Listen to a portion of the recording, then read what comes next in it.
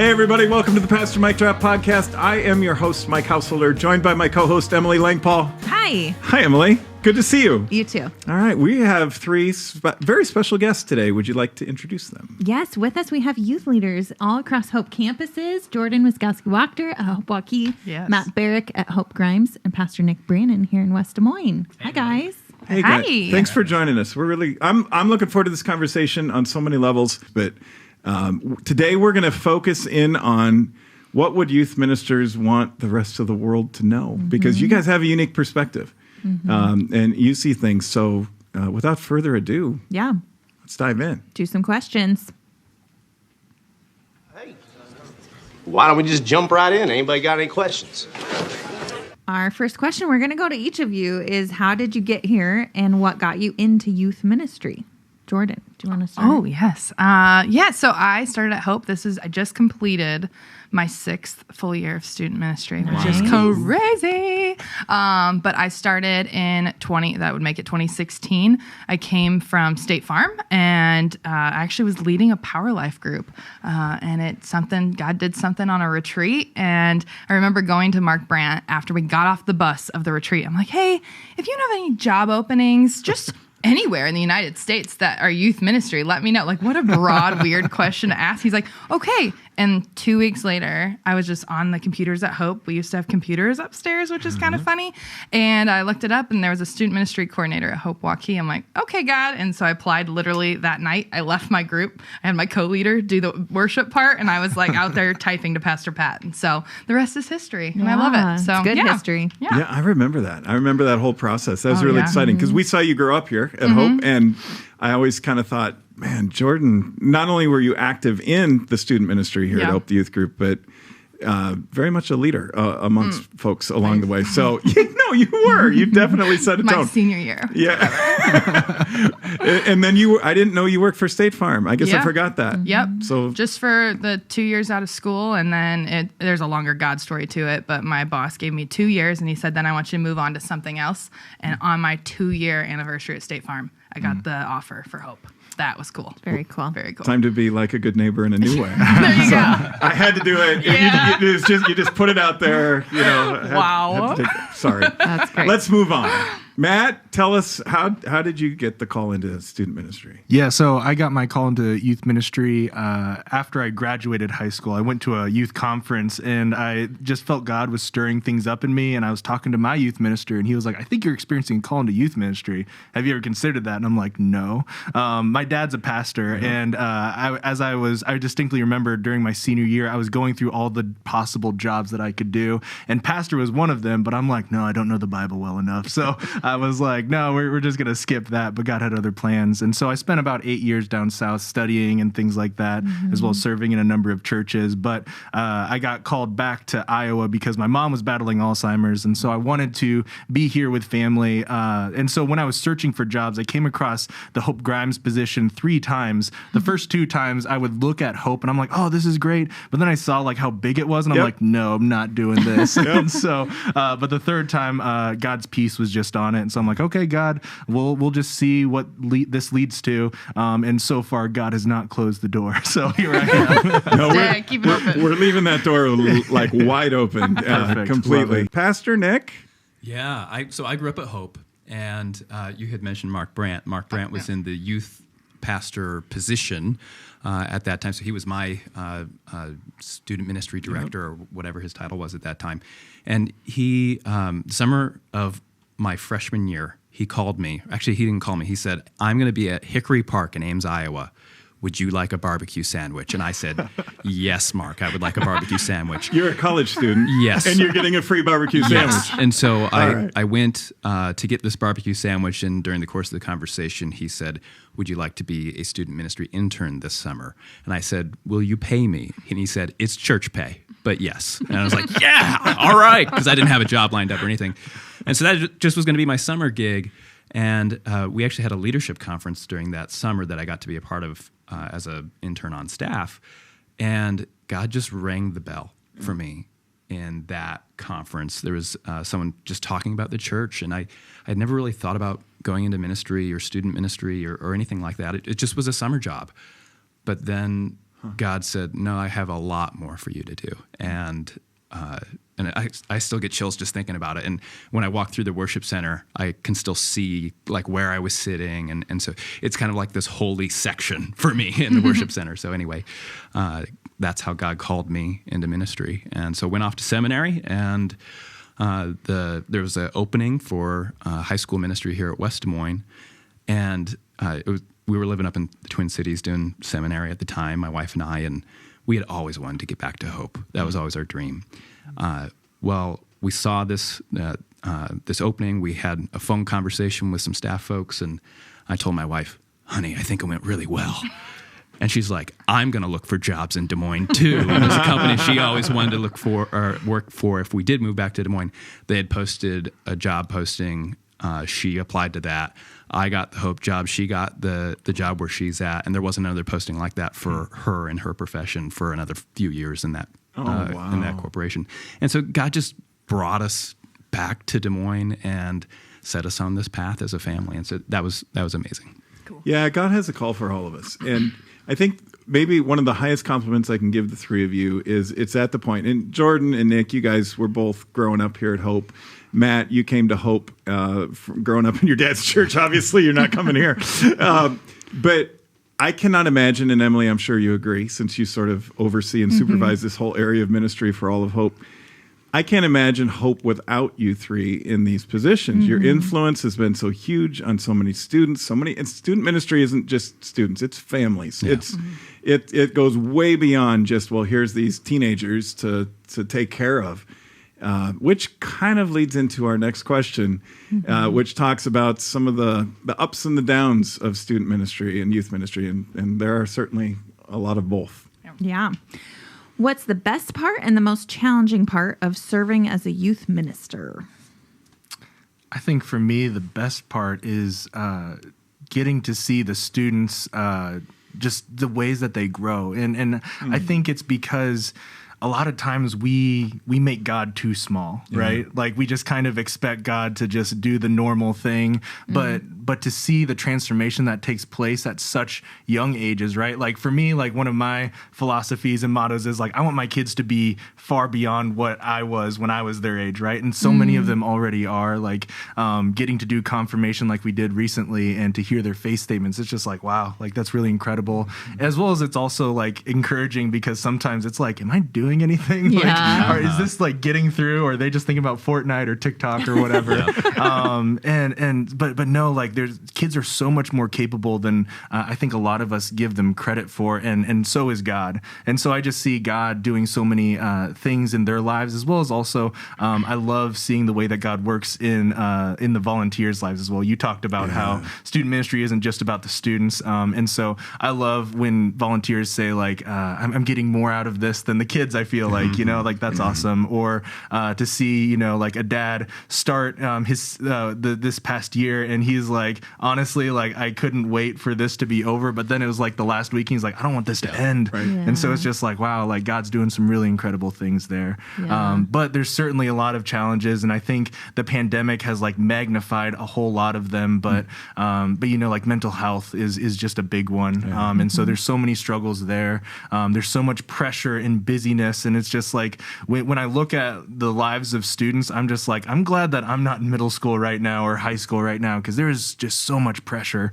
And so I think there's a lot more challenges than a lot of adults who are removed or unaware of what it is like to be a student these days. I think that's a really big challenge for sure. When students are challenged and the pressures continue to grow, you said it so well. I look back and I thought there was a lot of pressure on students when I was in high school, and how much, you had to deal with. And I can't imagine doing that in a world of social media. I can't imagine doing that in a world where everything is on phones and everybody's connected to everybody all the time. Man, that's heavy. Yeah. So many times in ministry, and I think you're alluding to that too, you don't think you're getting anywhere. You don't think that there's any progress at all. But if you can demonstrate the love of God, demonstrate it, not just teach it, not just say, well, here's the Bible verse, here's the thing, but you actually love people. You actually take the time to be there. You take the time to care. you show them that there's another human being in this world who is more than happy to give this time to them. Mm-hmm. That plants a seed. And then later, sometimes those students come back to me, even as adults, they're like, I know I was trouble, for you, but I got to tell you how important it was that my volunteer leaders loved me, or my youth ministers loved me, or they took the time for me. It's a game changer. So, Pastor Mike, I want you to know, I know I was trouble for you. No, well, maybe a little. But you were easy to love. Oh, thank you. Well, that's something that I always try to remember too. Whenever I see those types of dynamics, I'm like, well, this could be the next youth pastor because I was doing that. I was in most cases. There's a few cases that I've seen behavior issues. I'm like, well, I didn't do that in high school, but most cases, I was a high schooler. I was a teenager, and it's so easy to forget that sometimes and say, oh, well, you should just be mature, as opposed to meeting people where they are, and that's what Jesus does. Is he came to us. Yeah. He met us where we were, and then he says, follow me. He doesn't say, what's wrong with you? Or I'll come back when you're ready. When you're ready, yeah. Sit down and have a little time out. Yeah.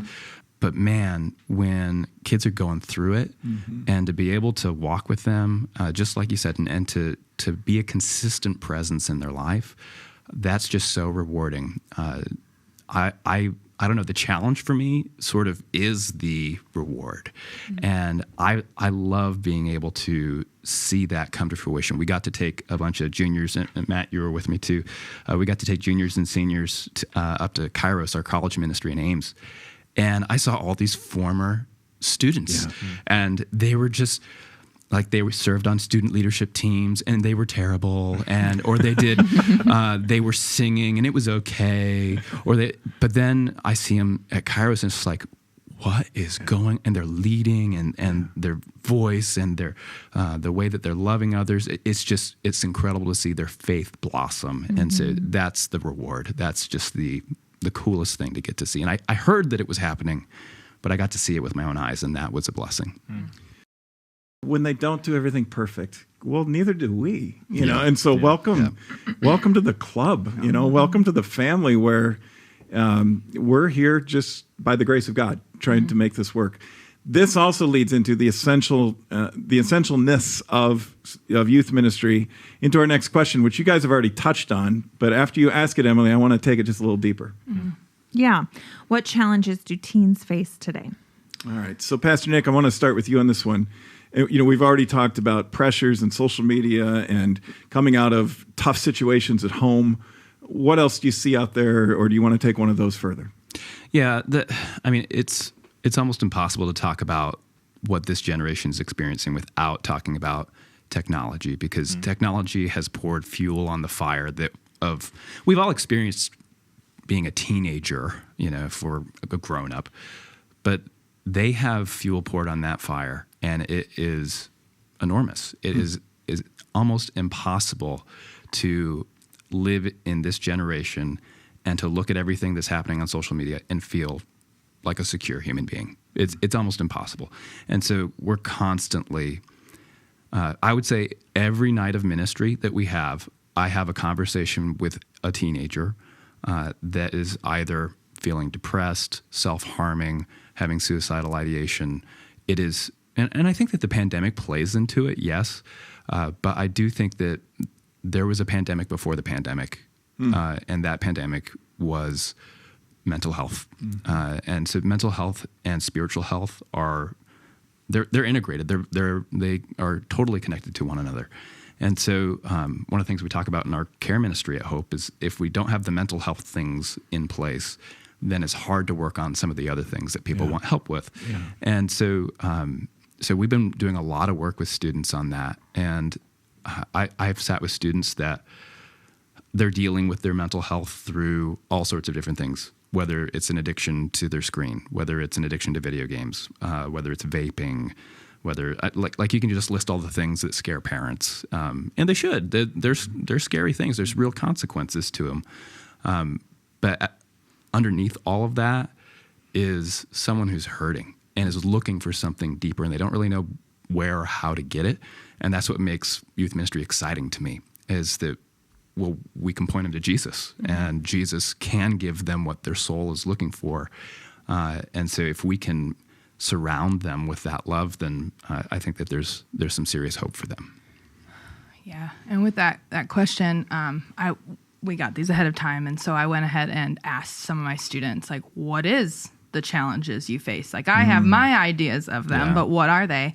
And unanimously, it was that we are a misunderstood generation. And it got me to thinking, like, what does that mean fully? And they have a whole they texted me long paragraphs about it. And I think something that I want to pay attention to, the mental health of the generations, of whatever generation you're a part of, it's really important for us to look at, like, how the kids are processing through this, whether they're getting therapy or whatever it may be, or whoever's walking alongside them. And something that I think about is when there is adults that are like, don't approve. Some parents are like, you don't need therapy, because I think sometimes there's an internal struggle. I'm not a parent, but there's an internal struggle of like, how did I mess you up that you need therapy? Yes.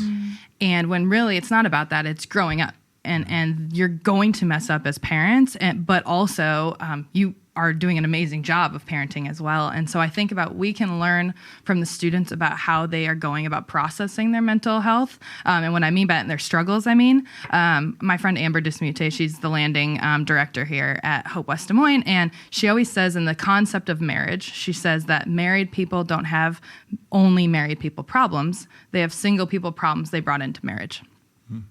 That's insane to me, but so true, and it rings true in my life. Well, I also think that about adulthood and adolescence.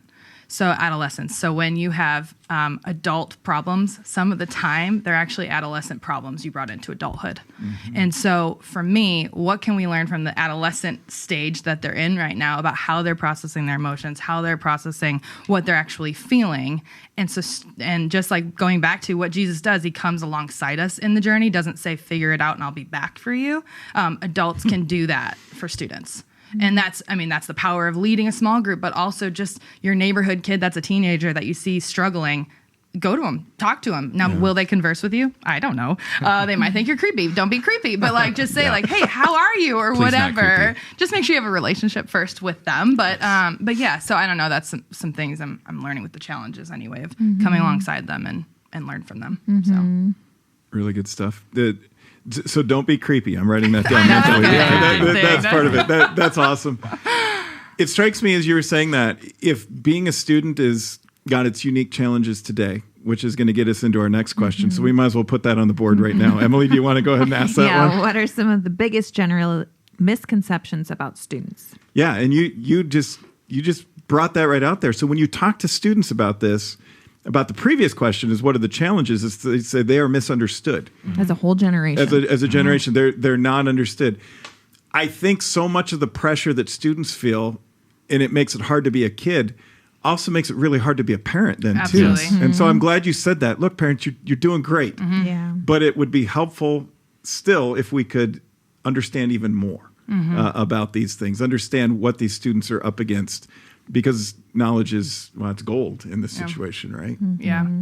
And I do feel like in my own family dynamic, my parents have done a really good job of confronting the awkward conversations. Yeah. And sometimes awkwardness is the cost we pay to have those deeper dive questions. Yeah. But Matt and I have talked about this before, of a lot of the time we're trying to eliminate the awkwardness. No, we're not going to talk about your addiction. We're not going to talk about the things that you're doing too much of, because it's just going to be awkward. But the cost of that is the deep connection with your family unit. And so I just think, I don't know if that doesn't really answer a question, but it's just something that's weighing on me quite a bit lately. Yeah. What are some of the other, Matt, take us deeper into, what challenges teens face today, or what are some of the other misconceptions? Because there's a lot of labels out there, right? For teens these days, that they're this, they're that, and then you just kind of lump a whole generation into one stereotypical box. What is it that gets said, and what's the truth? Yeah, no, absolutely. And I mean, I even used that earlier, bringing up TikTok and Fortnite and stuff. Yes, like there's a massive amount of adolescents who really are into those things, but that also is not the sum of who they are, as well as also the sum of all adolescents. And so, I think there's a lot of generalities that are placed upon these generations and just like their behaviors and stuff. Like, right, we get caught up on that like surface level stuff, but I love what you talked about addressing like that pain and stuff that's in there, because all the things that we could talk about, like the addictions and everything like that, like that's all pain management. And so how can we come alongside students and show them Jesus and show them love and show them what connection actually looks like, as opposed to avoiding it because it's awkward and it's uncomfortable. I think with the misconceptions, I think students, as I said before, are much more capable than we give them credit for. And I think that's something that I really love about the generations that we have right now, is that they seem a lot more open to those more difficult discussions and topics, whether it's mental health or racism or things like that. Like I reflect on my own, like what it was like for me to grow up. Like I was telling Jordyn this the other day when we were talking about this, like I self-diagnosed myself through Google that I have depression. And so that's not always the best thing to do, right? But I brought it up Google, maybe not the most trusted source. Yeah, in this case, it was right. So I brought it up to my best friend at the time, and I'm like, I think I have depression. That was big for me to share that with him. And he was just Huge. like, no, you don't. And I'm like, oh, like maybe I don't. And then a little while later, I'm in counseling, and they're like, yeah, you have anxiety and depression. And so it's like, oh, like, okay. And so we want to make sure that doesn't become our identity, but it's helpful to like understand those things and understand what I might be facing in my own mind, or even like for me, growing up, I'm adopted, but as an Asian person, I didn't see a lot of people like me, especially growing up in Iowa. But even in media and stuff like that, I didn't see myself represented, and so I like just those kinds of things. I think minority youth are a lot more open to being who they are and embracing their ethnic identities and celebrating that. I think people who aren't the same ethnic identity as them are a lot more open to learning about those things and celebrating those things. So I think that's really great. But yeah, there's just a lot of stereotypes that are just placed upon students, and there's just so much more than just those stereotypes to them. Yeah. I'm so glad you went there. The truth sets us free, the Bible says, and for you to pinpoint that this generation, one of the hopeful signs is that they're willing to have these really deep and honest and truth producing conversations, to actually hear what they have to say rather than to fulfill the expectations that we prescribe for them in our culture, because the culture just lays it on them as well. Like there's all the pressure of being a teenager, and then there's also all the pressure of living up to dad's expectations and mom's expectations and my teammates' expectations and everybody else's expectations, and then who am I in the middle of all of that? I'm supposed to be racially aware now. I'm supposed to be all these different things, and I've noticed, especially with young guys have really been struggling with a lot of this stuff, because to be a young man and to say I'm depressed, like that takes a strength. Absolutely, but it's not seen that way. It's usually seen as not even just like a weakness, just almost like you're weird. And that stigma has, I think, caused a lot of problems for guys. And so thanks for being a model for everyone. And I'll go on the record saying I have anxiety and ADD. And so I didn't know that until I was an adult. But students they're keenly aware of those things. We've had conversations about mental health, and students are engaging in that conversation and learning more about that. But not everyone around them is. And because of that can be challenging. Yeah, and I think it's our job as youth ministers and the church in general to also make sure they know that anxiety and depression are not their identity. They are attached to them, and that's not of God, which means it's not of them, because we're children of God. And so I think now our job to come alongside them is to say, hey, we know you have this, and that doesn't make it less real, but God's got bigger things for you, and we can like do this together, like that type of thing, making sure they don't fall into that identity loop of, nope, this is me. It is my anxiety. It is my depression. You don't own it. It's not yours. Yeah. Right. So. I've heard you talk about ditches a lot. One ditch that we could fall into on one side of the road is to just say, oh, this is who I am. Yes. And I want everyone to know about my mental health issues. I want and then there's, which can get weird. And then there's the other ditch where it's like, let's just sweep everything under the rug and pretend like it's not there. There's a tension to live in that I think families in this generation are going to have to explore further and further and further to have this generation emerge in a healthy way. This weekend, Emily, I'd like you to speak to this too. We heard a sermon here at Hope West Des Moines from Pastor Ashley. She came down from Hope Ankeny, and she preached about the pandemic or the epidemic of perfectionism amongst youth. Do you guys see that a lot? The pressure to be perfect, to be a human performing machine. Yeah. And talk about how that contributes to depression and anxiety, or how that contributes to the issues that teens are facing today. Yeah. I think that's certainly real. And I think it's also only been magnified by social media and all of those things. And it comes to students from so many ways. So, so like internally, they want to be great and they're told that they have to work hard to get to whatever goal they want. Then they feel the pressure of the school systems and, well, I need to be the best at that. And then they feel the pressure from parents and they want that, and they want the right post of showing who you are and what you've done and all of that. And so I think they're feeling it. I don't think they always tell you they're feeling it. That's right. Yeah. And so it just builds and it builds and you don't see it, but then it's going to manifest in so many unfortunate ways for that individual. Yeah. And parents and adults mean well. Yes. A lot of it's like, well, I want my child to have the best experience. Yes. So I'm going to put him on the best teams, and I'm going to get him into the best schools, and I'm going to get him the best education, the best classes, and I'm going to motivate him or her to get those scholarships, to take the next steps in their journey, because, then they'll be happy. Yeah. But there's something about that just ends up hollow. Yeah. I've never met the kid that had it all and then's like, yeah, I'm happy. Right. I've just never, I get to interact with hundreds and hundreds of teenagers, and I've never met the kid that's like, I am truly happy because I have it all. Except the ones who get D1 scholarships, right? Of course, those they're ones, absolutely fine. They have no issues whatsoever. Actually, their dad is happy with himself. Jordyn, you were an all-state golfer in high school, right? Yeah. Did that make you, did that satisfy your soul? No, nor did my D1 scholarship. So, That just blows my mind. I thought for sure that was it. Yeah, I know. And it is funny, and like what you're saying, I think that kind of goes back to a little bit of what I was saying earlier about the like adolescence and carrying into adulthood. I think sometimes adults can walk along the line of like, well, I didn't succeed in this, so I want my kid to.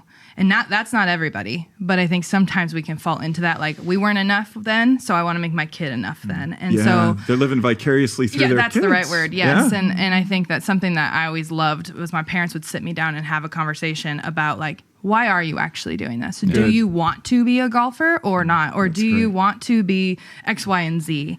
And I mean, my parents are probably going to be like, oh, that she makes it sound like we're perfect. They were not, and they know that. But it was like that conversation that they were willing to have. And I know a ton of people in ministry and parents that are volunteers in ministry that have that same conversation with them. You said something really important there. You said, they're not, and I know that. I grew up with parents that I'm like, man, I'll never be able to live up to dad.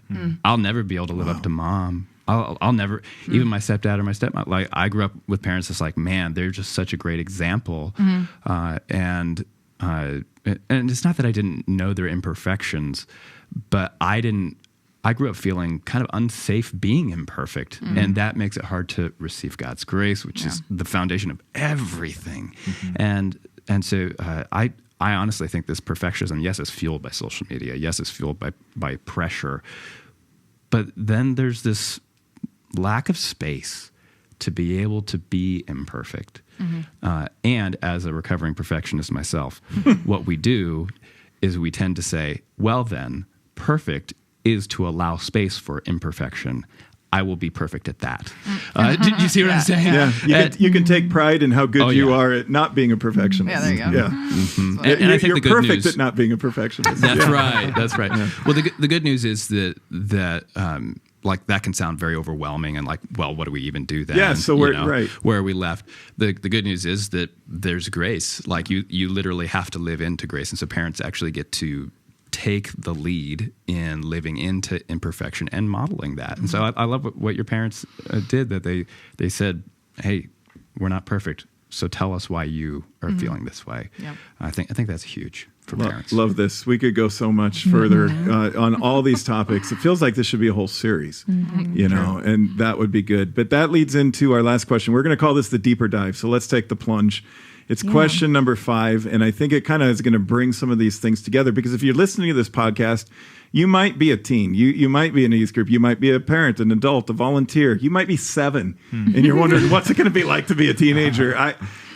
Whoever you are, we want to point you to what we all believe in our heart of hearts is a huge part of processing all these things, of working through all these things, and finding something better along the way. Yeah. So tell us, what gives you the most hope for today's students, and what concerns you the most?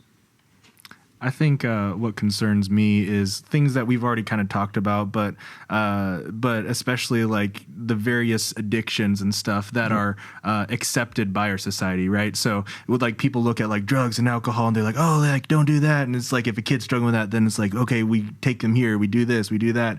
But then like phones and stuff or video games, it's just like, well, I mean, like that's just kind of normal. Or it's like, I'm tired of fighting that battle and stuff. And so I think there's some things that aren't setting our kids up for success.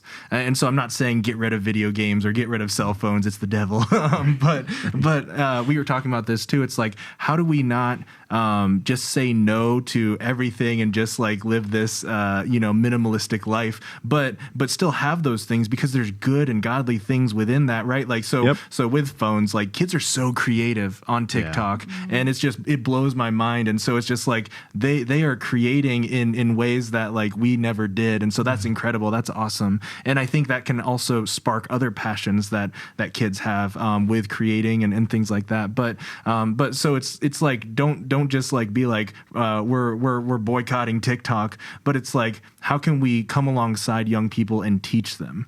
Martin Luther started a whole Reformation using a recent invention of his day, the printing press. Yeah. And without the printing press, there would have been no Reformation. Yeah.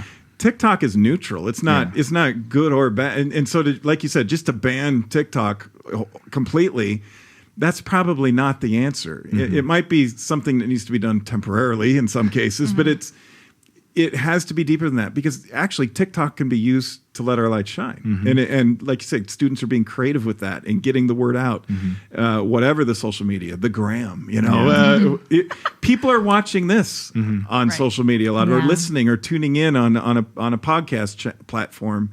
And so it can be used for light shining too, not just, we're going to numb people's minds, but you nailed it, Matt.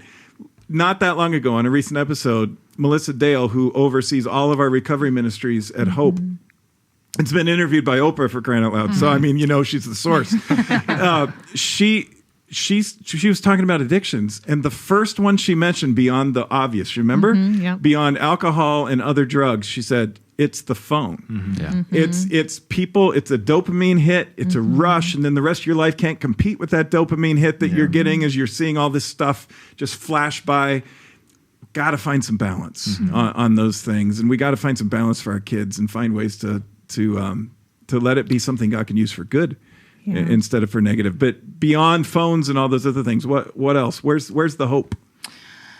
Where's the hope? Our students now are just excited for like the next phase. Like they just lived and came out of a pandemic. It came out is a loose term, but we're moving into this new way. I think about my current 8th graders that just got confirmed were the group that started at 6th grade where the world was normal, had a 7th grade that was bizarre with COVID, and then 8th is like, better, and we're getting in the right direction. And so I think they're hopeful for what's next for them. But I also think that the creativity of what is like on social media and all the different things is a really cool opportunity for them. And something else I was going to say about the other part of this question, what was the other part? Challenges, right? Yeah. Or concerns? Concerns you the most. This is not even just about teenagers. This is about just humankind in general. We're looking at that. Is stopping and smelling the roses. And I mean that not as the cliche term, but I just lately in my life, Sabbath has become a thing that people have been talking talking around me. It was in my Bible study last night with my group. It was talked about this weekend at Hope Waukee. And I'm like, what are you doing here, God? And I think that we need to start talking about what actually Sabbath means. And it's not a day where, I'm not at school, so therefore I'm just going to go on my phone the whole day or clean my room or whatever. No, Sabbath is this intentional time to make time with God and understand what he's saying in your life. And so I think for me is the hope that our generation now, we can teach them fully what Sabbath is so they can actually practice it and change the way the world is, because the world's fast paced. Like everything's like immediate. It's right now. We need this. How can Sabbath play a role in that? And so that's kind of a whole winded thing, but I think that's important. I'm hopeful for that for our generation, the next generation. I'm glad you brought that up. I think my generation is lousy at Sabbath. Yeah, I think boomers before me, just right before me, I'm an old Gen X. So boomers before me were even worse at doing Sabbath. And then I think what we've done is we've passed that on to new generations, and then now they're growing up with it. And we're out of sync. We're out of sync with the way God has made things. And since we're talking about students in youth ministry, this is a serious problem for teens, isn't it? I mean, their schedules are so packed and so full.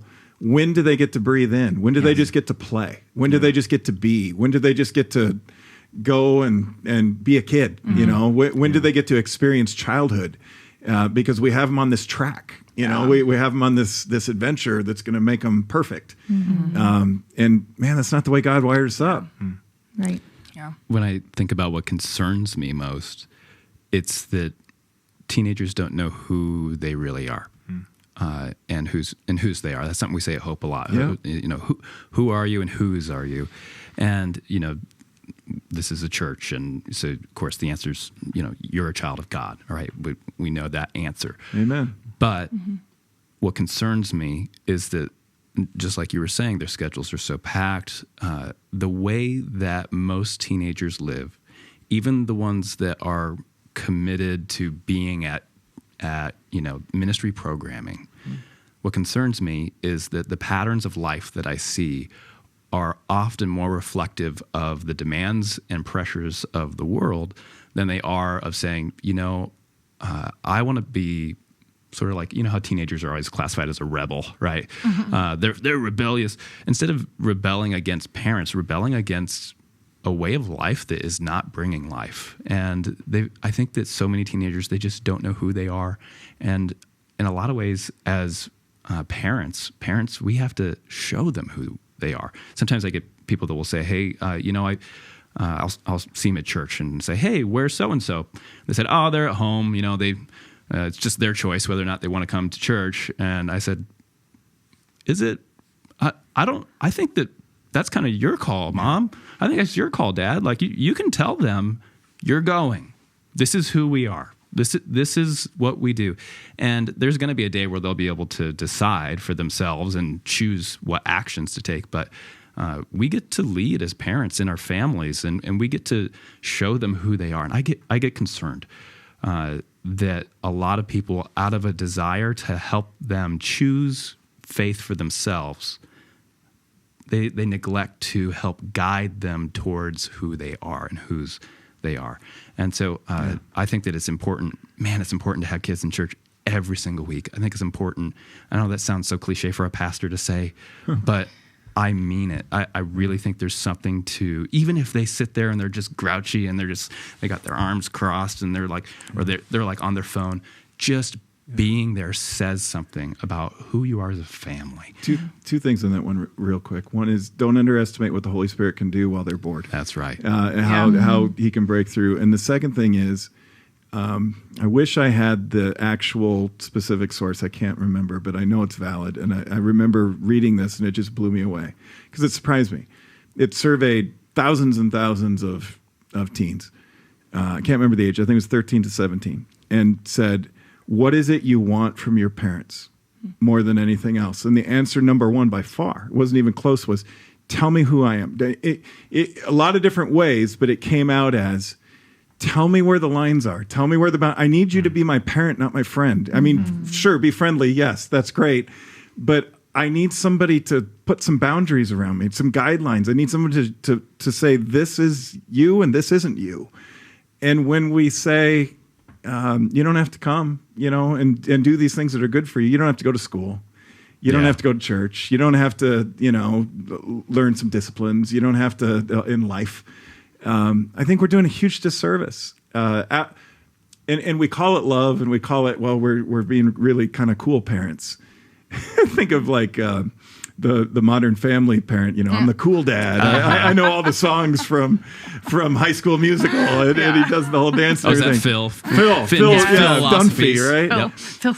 Maybe a little less Phil Dunphy, right? And a little bit more of the Andy Griffith character on Mayberry. That's a blast from the past. I was going to say that went a direction. I don't have any reference of a good dad from TV today. I'm sorry. Well, that's another problem. It is. But I think we need to tell kids the good news. Yeah. It's really good news. This is who you are. Are kids still hungry for God? Yes. Well, I think what tells you they're hungry for God is the amount of invitations that have been done, like as Hope. Think of how we've grown. That doesn't happen because we're really good preachers. It happens like that is actually probably my biggest hope for the generation that we're teaching right now is they invite their friends and they're not afraid to invite their friends. It's hard for me to be like, hey neighbor, do you want to go to church? But they're like, yeah, I go to this youth ministry. You want to come? And I think that's like where the hope is, to see how big the hope is at Hope. Imagine that. But I see what you did there. Yeah, like that. But anyway. Because it points them to Jesus, right? Yeah. That's at the end of the day, that's the good news, is that who are you? You are loved by God. Yeah. And it's because of Jesus. Yeah. I heard a youth minister say in Memphis, kids don't need more passion, they just need permission. I think that there's just so much passion in our students, but we've already kind of talked about the busyness and some other obstacles and stuff, but it's just such a rare place to be, and it just blows my mind still, where it's like we could do all kinds of different things if we wanted to. It's like, but there's just not enough daylight, right? But the kids I see as just being really passionate and being really excited. Like I told you about that volunteer on the last day of Power Life this year, but even students, they were talking, being like, why is this the last day? Like, why doesn't it go on for like another month and stuff? And so it's just like, I've never heard students say that before, It's like, I can tell you when I went through confirmation, nobody, including me and the confirmation class, is like, let's keep going. Come on, this is great. That's why we have Ignition, right? Exactly. The high school ministry. Right. Yes. Absolutely. Emily, what do you think of all this? You're kind of like... I want to add something. Yeah. I think that a lot of this boils down to identity. I also think it boils down to connection. Ooh. And so I think it's easy to look at a generation and say, look how obsessed and addicted they are to their phones. Well, what's in that phone? Their friends are. Yep.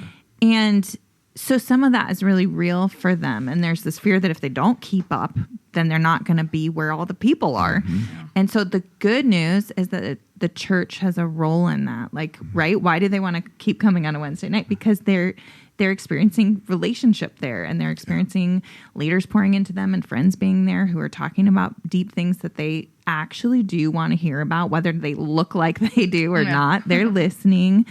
And if I'm a parent hearing this and I'm hearing it's all about identity, it's also good news that the church has a place there, because just by bringing them here, you're speaking into that identity, and that's good news. Yeah. It's identity, and it's that connection. It's community, like you said, and that we gotta point to. And so it's a challenge. It's a challenge for the church. It's a challenge for parents. It's a challenge for volunteer leaders. It's a challenge for youth ministers. But I can tell you, knowing what I know about you guys and about you, Emily, and I know what my heart beats for, is there's this undeniable reality that the one we point these students to is a savior. Mm-hmm. I mean, that word is not to be like minimized. Mm-hmm. Mm-hmm. He saves. He's the one who can save from all the stuff that we've talked about. He's the one who saves, and not just for eternal life in heaven. Although I hate it when we minimize that. Like, oh well, that's a nothing. That's pretty big, and we're going to really appreciate that, forever. But for new life right now, for hope right now, for relationships, like you're saying, Emily, for connections, for getting face to face with other friends who genuinely you'd become sisters and brothers in Christ, and youth ministers and volunteer leaders who truly love you, who really truly care about you. Man, that's the beauty of church. And it's a mess, right? It's a hypocritical group of imperfect, fallen people who make all sorts of mistakes, and it's absolutely the hope of the world. And talking to you guys gives me a lot of hope. And it gives me a lot of hope for the church and what it is that we're doing here and what you're doing here. So thanks for tuning in. We're going to pick this up again next season. We're going to have you guys back. We're going to just do chapter 2 of this conversation because there's so much more for us to cover and to talk about. But that'll be it for now. Thanks, you guys. Thanks for having us. Thank you. God loves you. We love you. God loves you even more. Remember that one. And he's the one who sends his Savior to make all things new. We'll catch you next time. Thanks for joining us today. Please click like, share it with a friend, and subscribe so we can see you next time.